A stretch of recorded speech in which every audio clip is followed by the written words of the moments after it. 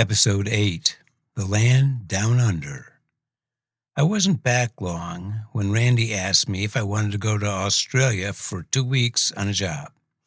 The family was Australian, and their son Steve was a big deal in the Moonies down there. Since childhood, there were 2 places I always wanted to go. One was Alaska, and the other was Australia. A paid trip. How cool is that? I was late getting to the airport. I wanted to park in long-term parking, but I didn't dare miss my flight. I parked the Riviera in the short-term lot for $10 a day. After a long flight, we landed in Sydney. The newspaper headline proclaimed, "A dingo ate my baby." We checked into a hotel, rested for a day, and in the evening met with the parents. It consisted of Dad, Mom, and Steve's 2 sisters. Dad owned a successful glass business that he hoped Stephen would take over someday. Because Stephen was one of the top Moonies in Australia, he would see his mom for dinner, and then they would stay overnight in a hotel a couple times a month. He didn't care at all for his father. Of course, at that time, we didn't know that. The father had found local help for security. That's where I met Sammy Blackman. There was Peter, a friend of Sammy's, and a fellow named Neil. They would help with pickup and the security afterwards. The meet between Stephen and his mother was on. Once they were in the hotel room, Stephen's mother asked him if we'd go to her car to get a pie that she had made. We had parked the pickup van in the first space that Stephen would come to when he left the hotel room. To get to his mother's car, he would have to pass behind our van. The switch vehicle was in place, and Neil was at the wheel of the block car in the parking lot. Sammy, Peter, and I were at the back of the van. We had opened the doors and kept busy adjusting the mattress that was there on the floor. Stephen came out, walked around the back of the van. We grabbed him, threw him in, and off we went. We switched vehicles and headed 4 hours south to Bateman's Bay, where the father had procured a cabin on the beach for the deprogramming. After 5 days, Randy and I were feeling uneasy. He hadn't snapped, even a little. It sounds like he's just playing along and giving us the answers that he thinks we want to hear. But there's not much we can do. He may have been vacillating, but he wasn't out. He had the choice of being a big deal in the cult or second banana to his domineering, alcoholic father. Lesson learned. We left the beach cabin and went to a little hobby farm that Sammy's family owned. At that point, only 3 of us were at the farm: Stephen, Randy, and myself. Randy hoped that he was out, but at this point, there was nothing we could do about it. After a couple days at the farm, she and I decided to take him out in public and roll the dice. We went to Sydney for dinner. We were on the sidewalk, unsure of the exact position of the restaurant we were going to, when a police officer came toward us. I walked up to him with Stephen and Randy in tow and asked him for directions to the restaurant. Stephen didn't say a word. The officer set us on course, and we had dinner. On the way home that night, the rental car acted up a little bit. I thought it might be the fuel filter. The next morning when I got up, Stephen was gone. I asked Randy, and she said he'd taken the car out for a spin to see if he could diagnose the problem. Hours later, after inquiring at all the hospitals and local police stations for him, we decided to walk to the little town that was about 2 miles away and see if we could rent another car. On the way, we were met by the Sydney police. 4 officers got out of 2 cars. They asked us if we were Randy and Jesse. We said yes. They said, "You're wanted for questioning." There was no Miranda rights in Australia, but as part of the British Commonwealth, they believe in the presumption of innocence. My policy is keep your mouth shut. If I'm presumed innocent, how can talking to the police improve that position? Randy and I were brought to Sydney in separate cars. Once at the station, they set us on the same bench for a few moments. Randy said she was going to try to educate the police about the situation. I couldn't dissuade her. I always thought kidnapping and deprogramming cult members was a good thing, and I wasn't ashamed of my actions. So when I went into the interrogation, I had the attitude that I had nothing to hide. After 4 hours of talking to the cops about cults and mind control, we were getting nowhere. The cops' brilliant theory was that we were actually working in cahoots with Stephen and the cult to con his parents out of money. We spent the night in separate jail cells. The sleeping accommodations was a slanted wooden pallet 6 inches from the floor.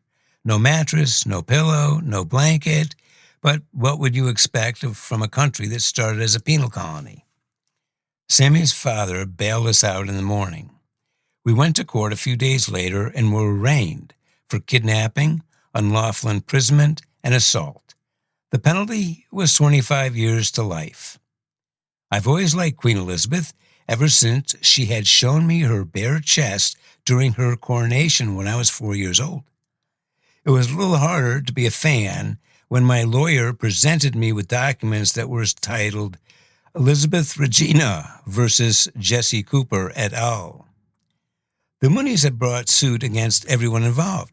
Even Stephen's parents faced the same charges. Randy and I rented a little bungalow on Judge's Lane in Waverly. One condition of our release was that we had to check into the cop shop twice a week. I joined a dojo and got back to training. We didn't trust the Moonies. We didn't put it past them to plant incriminating evidence or drugs in our house. I went to the pound to get a watchdog. I found a good-looking German shepherd who'd been incarcerated for 6 months. When I approached her pen, she charged me, growling, snapping. I told the attendant, she's the one. Would you bring her out on the lawn?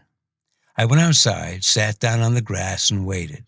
The attendant brought her out and slowly followed her as the dog approached me. When she was 2 feet away, she dropped onto her belly, crawled over to me, and put her head on my lap. I named her Meg, and she turned out to be a great dog.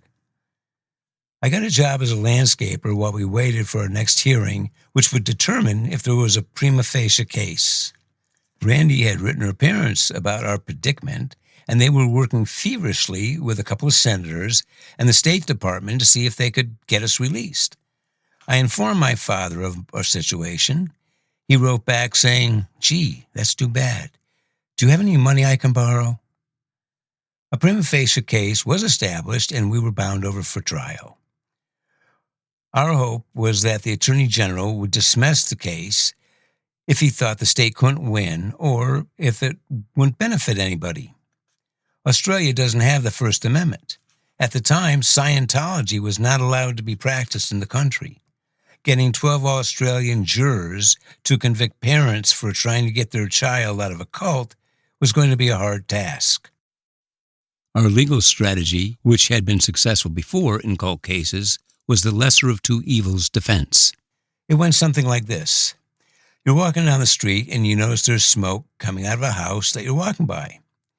You go up to the door, look through the window, and you can see a guy sitting on a couch while flames are growing around him. You go in. You tell him, "Get out of the place, it's on fire." He refuses. You grab him and force him outside. You've just kidnapped him. He struggles and tries to go back into the burning building. You pin him to the ground and you hold him. That's unlawful imprisonment. The theory is you've done less harm to him than if you'd let him burn. We would claim the cult was doing as much damage as the fire, thus necessitating the rescue even through unlawful means. I was not impressed with Australia on several levels. I'm sure tourists that go there to spend a couple weeks have a much different experience than I did. London was the first Western city to reach 1 million people. When it did, England sent the dregs of its society to a penal colony in Australia. The first convoy that reached Botany Bay was called the First Fleet. Australians are just as proud as having been on the First Fleet as Americans are to have arrived on the Mayflower. Disease and bullets took care of most of the Aborigines. On the island of Tasmania, the settlers formed great sweep lines. They marched across the island, driving the Aborigines in front of them and eventually shot them down in the surf. The Australians referred to a pickup truck as a ute, the utility truck. I heard some Australians referring to the Aboriginals as bongs. I asked them why. They said because that's the sound they make when you hit them with your ute. People in America think that racists and bigots are around every corner. I suggest these people have never traveled anywhere. I've been around the world, and I can tell you that America is one of the most tolerant places I've ever been. For years, Australia had a white-only immigration policy. I was granted a 2-year visa. The Samoan taxi driver that brought Meg home from the pound had only 6 months. But I must admit he was darker than I was. While in Sydney, I saw only 2 non-Aboriginal blacks, 1 African, 1 American. The population is predominantly Northern European, a lot of English and Irish. The way I heard the story was that at some point, when Britain had their colony in Egypt, they hired local workers for building projects. The workers wore shirts that had printed on the back WOGS, which stood for Working on Government Service. In Australia, anyone who wasn't as white as an Irishman was called a WOG. Spaniards, Italians, Greeks, Middle Easterners, anyone whose skin tone was just a little darker was discriminated against. So the so-called white folk had a game they would play called Spot the Aussie. They would load up a car and cruise around Sydney and yell, "Bloody wog, go home." And much worse, to a Greek or an Italian, anybody a shade darker. Coming from America, where we have the most diverse population of any country on the planet, I was surprised to see this kind of prejudice in a basically all-white country. I found Australia very boring physically as well. It's an island with a fringe of green on the perimeter and nothing but desert in the middle. Its highest mountain is only 7,000 feet. It's located in the Australian Alps. The trees are mostly some kind of eucalyptus. Because it was so isolated, only 1 species of mammal, the marsupial, took precedence. One thing it had, in great variety, was parrots, cockatoos, galahs, parakeets, and lorikeets. You could see them in the fields like crows or blackbirds. It has its fair share of deadly creatures, like the funnel-web spider and most of the snakes. This may come as a surprise, and once again, this is only my experience. There was a dearth of beautiful women. Randy and I were so taken back by this that we made a bet. The one of us that could find a girl that we both agreed was attractive would get $20. It took us 2 months, but finally I spotted a girl in a club that I thought was a looker. Randy agreed and paid off. I went over to the girl and asked her if she would join Randy and I for a drink. She told me, "Piss off." This response was not unusual at all. It was par for the course. There seemed to me to be such hostility between the sexes, I wondered how they actually produced children. From 4 o'clock in the afternoon to 8 at night, the pubs were packed wall to wall with men. Most of the conversation was about what sluts and slanterns their wives were. They didn't have a good word to say about them. In the same building, through a different entrance, was the mixed lounge. That's where the ladies could go drink. A guy could go there, but your mates would call you a poof if you set foot in it. Real men didn't drink in the mixed lounge. By 8, the men would stagger home to dinner, saying, "See ya, mate, I'm off to abuse the wife." In a club, you'd find women. The men were extremely vulgar. I heard guys saying more than once they'd ask the girl, "Would you like to play a game of hide the sausage?" The girls were downright hostile. You couldn't blame them. I was in a club one night, and I saw a girl who worked in a shop that I frequented. She walked by, and I asked, "How are you doing?" She said, "I was great till I saw you." Like I say, par for the course. I did have a girlfriend while I was there. She was an American. The Aussie girls just required too much work. They'd been hardened.